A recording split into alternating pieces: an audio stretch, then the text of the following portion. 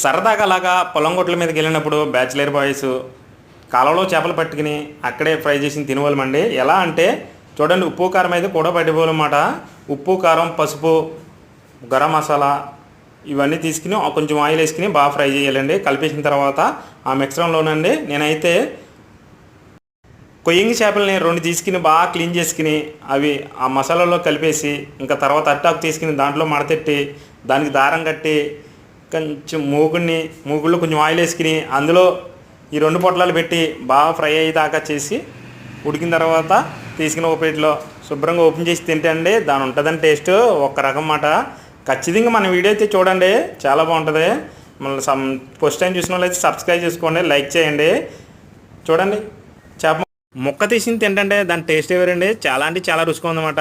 చిన్నప్పుడు జ్ఞాపకాలు అలా జ్ఞాపకం చేసుకుని ఇంట్లో అయితే ట్రై చేసి తిననమాట. అట్టాకులు కదా దీని టేస్ట్